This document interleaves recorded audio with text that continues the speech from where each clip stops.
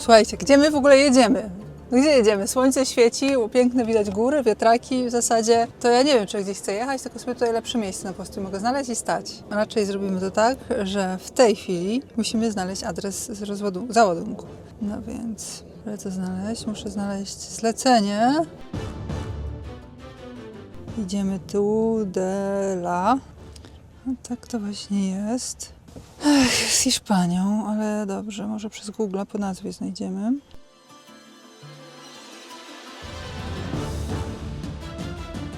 No dobrze, mamy, proszę Państwa, 57 km podjazdu. Tak, jak brałam to zlecenie, to było 40, tak sprawdzałam, ale widzicie, że wyszło mi jednak więcej, to tak zawsze jest.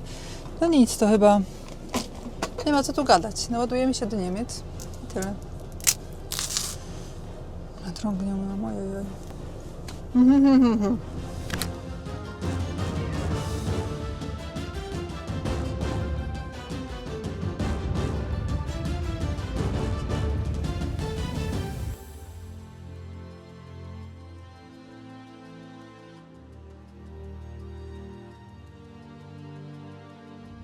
Patrzcie, że jakoś sobie źle założyłam tą plandekę i kurde mi tutaj przy mocnym wietrze wywiało. Już zwolniłam, żeby się jakoś ta plandeka nie potargała. Widzicie? Może, czy problem? Ja nic 10 km widzę, że jest jakiś parking, to się zatrzymamy, bo tutaj pomoc nie ma sensu, bo z tej strony to są bociany. Nic nie chcę mówić, ale to są bociany.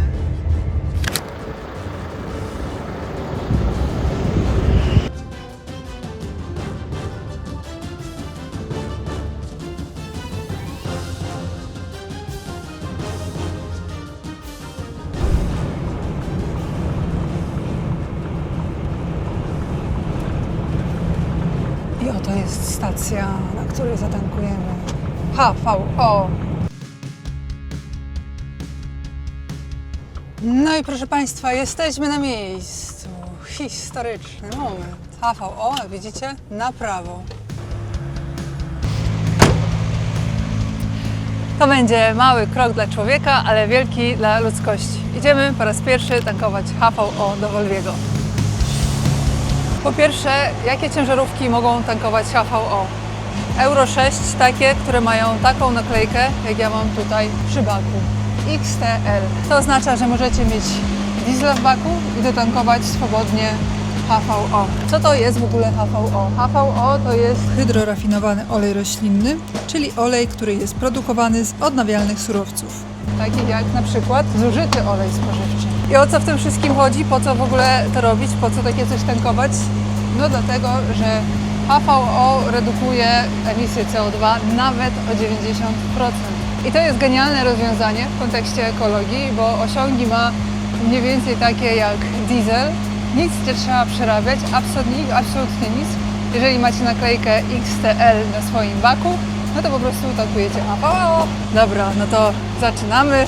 Ja już zatankowałam prawy bak na Instagramie. No dobrze, wchodzimy w aplikację Eurowag. Tak. Tak. Ja tankuję aktualnie w Hiszpanii, ale Wy możecie już tankować HVO na Eurowagu w Słubicach.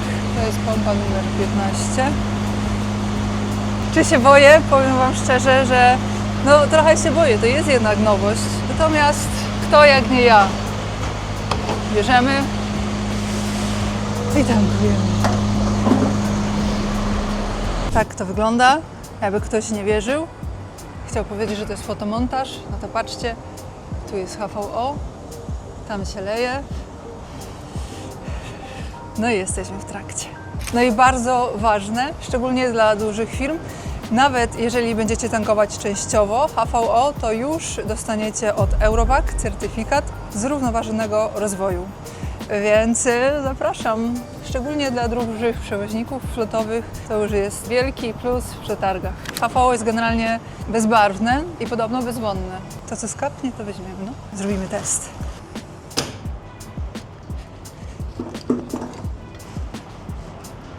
Widzicie, że jest bezbarwne. Jaki zapach ma? Tak czuć, że to jest paliwo, ale bardzo delikatnie. W sieci akceptacji stacji Eurowag jest już ponad 720 stacji, gdzie możecie zatankować HVO. No dobrze, to zamykamy bak i jedziemy w drogę. Zobaczymy, jak będzie wyglądać spalanie.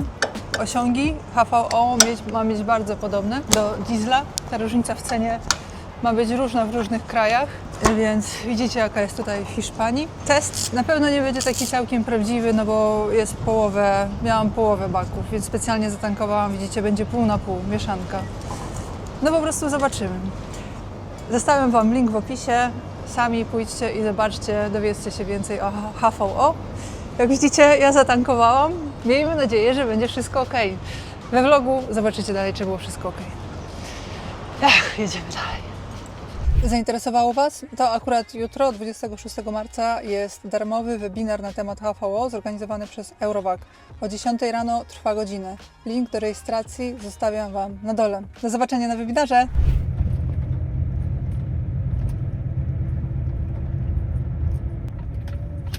Czasami tutaj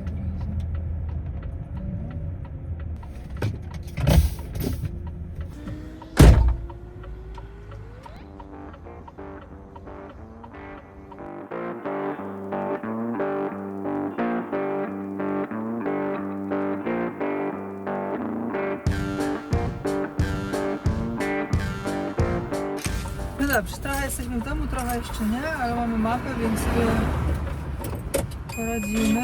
Nadali koordynaty, więc całkiem spoko. Bo ile, że jest kilka rond do przejechania, to jest bardzo dobrze zaznaczone, widzicie, zielone.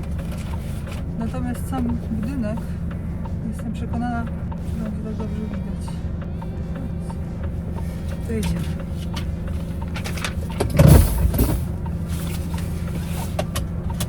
Fajnie by się było jeszcze teraz załadować, wiecie, o co chodzi, bo generalnie, jak to często bywa, w godzinach południowych jest siesta i widziałam, że jest o 12:30 i później od 15 się otwierają. To znaczy, że jak się teraz nie załadujemy, no to wiecie, będzie problem.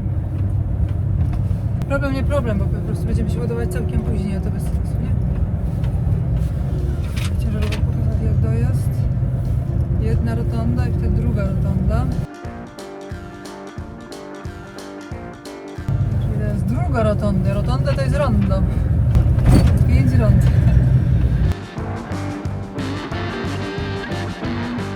Teraz na tej rotondzie idziemy w prawo. To jest pierwsza, znaczy tam. Teraz jest rotonda. Nie, teraz jest trzecia rotonda. Noszę na tym boku, zaraz zgubię, bo się do... Oj, a to tu?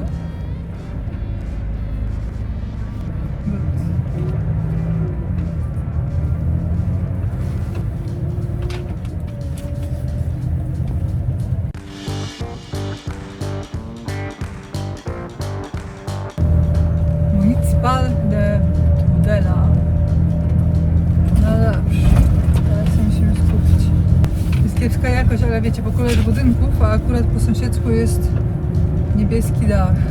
Więc tak liczę na to, że dzięki temu się odnajdziemy. Jeszcze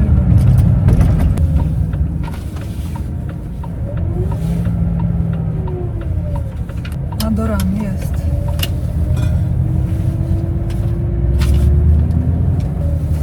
Ramy zasunięte. Mobility jest ok. Bo jak to się teraz zameldować? Znowu zostawiłam kogoś. Nic, może szybko pójdę.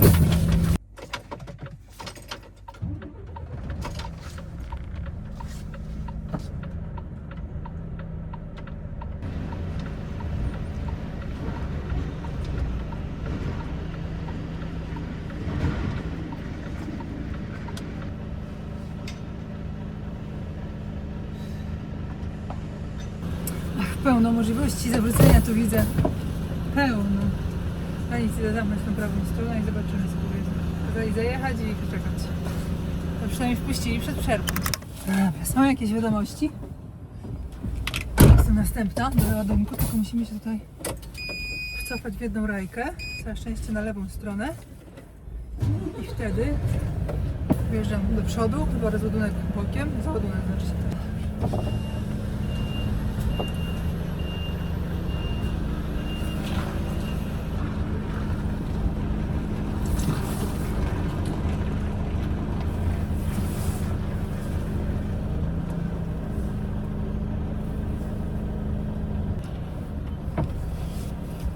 prawie się. Z celówką jest tak. No, chyba mam miejsce, dobrze. Myślę jeszcze spróbować. I teraz już myślę, że będzie ok.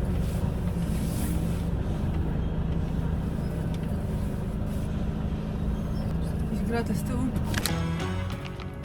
Czy ja wam mówiłam, że kupiłam sobie moje pączki ulubione?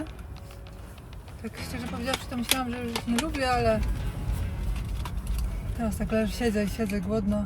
Chyba będzie nasz kolej, tak? Sobie czapkę założę, bo tak piździ.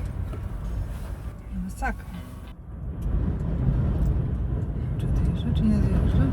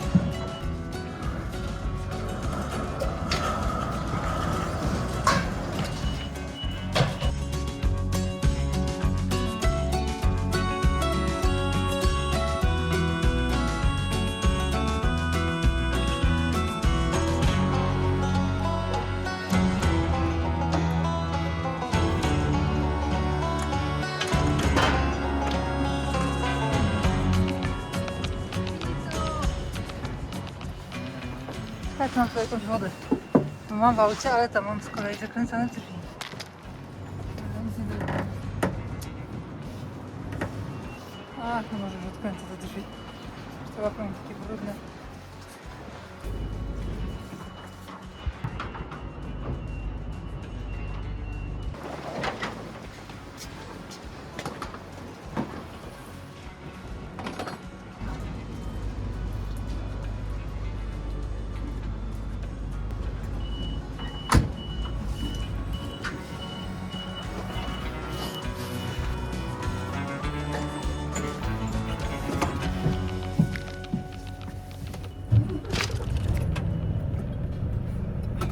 Oblałam.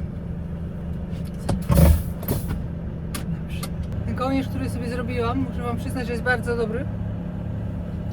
Nic mnie szyja już teraz nie łapie, że tak powiem. Ja jestem wrażliwa na zimno. Znaczy wrażliwa, moja szyja jest wrażliwa na zimno. I o takiej porze jak teraz, że są wiatry, nie wiatry, wiecie, to się szyba zsuwa.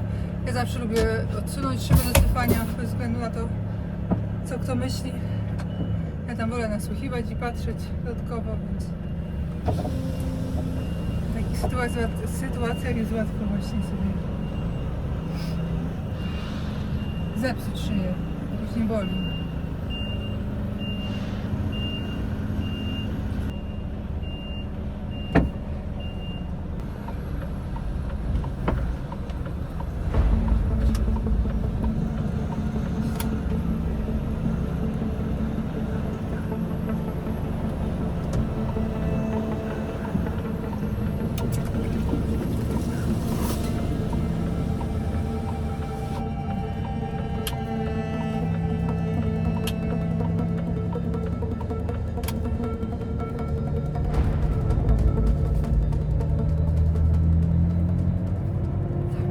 Dobrze, tylko w sumie jeszcze nie ustawiłam nic.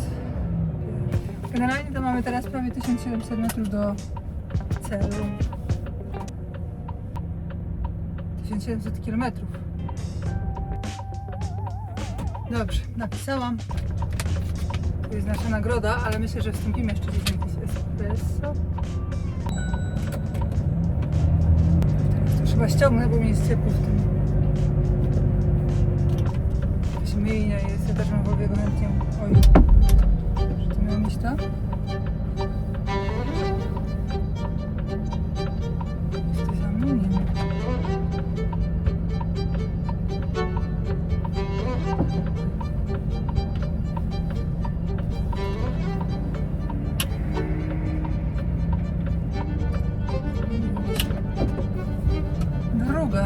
w prawo, a nie pierwsza w prawo.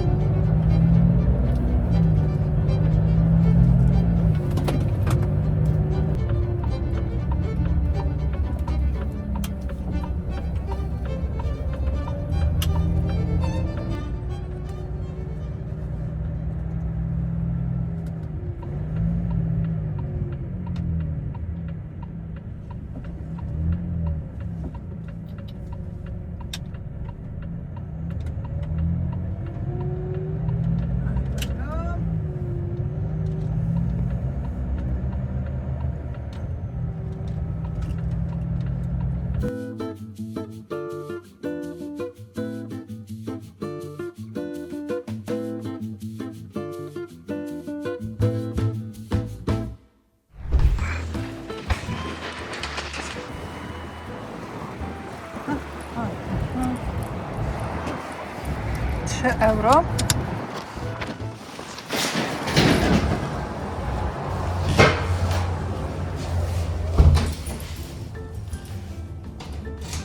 Klamę dole. No. Myślicie, że jest ciepła woda, czy nie? Zobaczymy. Dobrze, że jest. Powiem wam szczerze, że miałam naprawdę mega problem, żeby znaleźć gdzieś tutaj prysznic. Wszystkie parkingi były bez prysznica. Parkingi, stacje, strasznie dużo wszystkiego, bo to jest dużo. Natomiast, żeby się gdzieś wykąpać, no to tak nie bardzo. Jakby się ktoś dziwił, dlaczego ja wychodzę w brudnych spodniach do prysznica, to wiecie, nie da się założyć spodni i po prostu się nie pogrzebać w kałuży. A ja w niewysuszonych włosach. Tak było tam mokro, że mi się tam nie chciało stać po prostu. Co bagnie. Ale cieszę się, że się wykąpało. Taki gość przyszedł, zamówił 3 kawy espresso. Do jednej pani wlała wódkę, do drugiej jakieś whisky, a do trzeciej Valentine's. Tak to się pije kawę o 5. To jest generalnie autostrada, więc zakładam, że nie przyszli tu na nogi. No dobra. Teraz patrzę, że tam jest parking, jakby z bramkami, Ja stanęłam tak. Liczę na to, że będzie dobrze. Szefowa ma pilnować. Skąd te takie drzwi są pokrzywione, to ja wam powiem szczerze, że nie wiem. Czy to jakaś naklejka odchodzi, czy może od otwierania i zamykania ta blacha się trochę poddała. Byłoby tutaj całkiem fajnie, gdyby nie te wszechobecne świnie i ich zapach. Jedne świnki jadą pewnie na ogół. Ja się czasami zastanawiam w ogóle, kto lubi świnie, jeżeli chodzi o jedzenie. Ja jedyne co ze świni jestem w stanie zjeść, to w sumie schabowe. I żeberka chyba też są ze świni, ale w sumie to tak rzadko strasznie. Ale generalnie schabowy, ale taki dobry. I to jem bardzo rzadko. Ale nic po prostu innego ze świni nie jestem w stanie zjeść. Bo mi się robi, jest mi ciężko strasznie. Odbija mi się, cały czas po prostu to czuję. Czuję, że zjadłam właśnie jakieś takie mięso ciężkostrawne i po prostu nie lubię. Przyznajcie się, czy wy jecie świnie? Teraz ja coś zjem. Żałuję, że gołąbków sobie nie odmroziłam. Teraz bym zjadła te wigilijne gołąbki. A nie mam odmrożonej. I co teraz jeść? Cały czas mi się zdawało, że to już tyle będzie jedzenia dzisiaj, bo przecież zjadłam ten wieczorem w nocy, jak startowałam tego łososia. Teraz sobie myślę, kurde, no jednak jest 14 godzin pracy. No i rozładunek, załadunek, jazda 10 godzin. Jednak może zasłużyłam na obiad i coś drugiego. Ale zjadłam 2 pączki. Czy to się liczy? Trochę tak, trochę nie. Chyba się liczy najbardziej to, że jestem głodna. Wszystko zamrożone. Może serek? Mam parówki awaryjne, ale wolałabym nie. No dobrze. Taka restauracja tam jest, a przy takich lądówkach, to nie jest taka lądówka, ale tutaj wszystko tak naprawdę poza tym turystycznym takim rejonem autostrady AP7, to tak naprawdę w Hiszpanii można zjeść takie dobre rzeczy. Aż żal, ale ja tyle jedzenia mam ze sobą w domu, że po prostu mi szkoda jest, żeby tego nie jeść. A restauracji też już też najadłam, więc wolę po prostu sobie zjeść coś teraz. Tak, wiecie, trochę nie dojeść, a później sobie zjeść jutro jakieś fajne śniadanie. Porządne, bo stwierdziłam, że tak czy inaczej mam już praktycznie wyjechanych 40 godzin, więc można 56. No więc akurat Mam jeszcze 2 dziewiątki. To i tak nawet już nie ma co szaleć. Bo nawet jak widzicie, mi zostanie powiedzmy, że 16 godzin. A muszę sprawdzić dokładnie, to już jutro zobaczę. Ale jeżeli zostanie 16 godzin na 2 dni, to jest 8 godzin. Więc mam 2 dni całej jazdy. Więc po to się śpinać nocą. Dzisiaj się spinałam, bo miałam awizon na 9. No i do tego też chciałam się załadować. Udało się załadować. Już teraz mogę być bardziej kulturalna.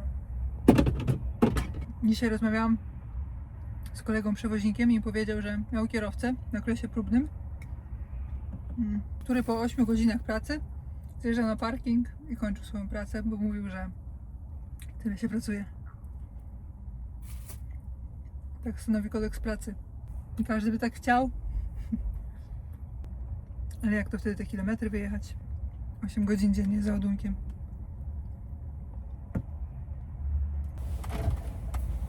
No, to teraz jeszcze trochę drutów, póki włosy nie wyschną.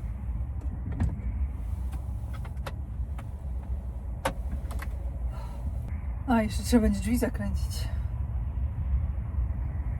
Jest godzina 5:45, a tutaj jeszcze takie jasno, ale to też z drugiej strony. O 8 dopiero rano się robi jasno, słońce wstaje, więc piękna pogoda. No i bociany, dzisiaj widziałam dużo bocianów, więc pewnie już się do Polski zbierają. Wszystko poszło dobrze dzisiaj. Kolejny dobry dzień. Dzięki za oglądanie. Zasubskrybuj kanał, żeby nie przegapić kolejnych filmów. Wielkie podziękowania dla wszystkich wspierających. To dzięki Wam mogę robić coraz to lepsze materiały. Matthias Kunkel, Adelmo Filo, Alex Mici, Toshio Oki, Kevin Rafferty, Eduardo Soto, Franz Zajc, Manuel Cersori, Damian Władysław Hermanowicz,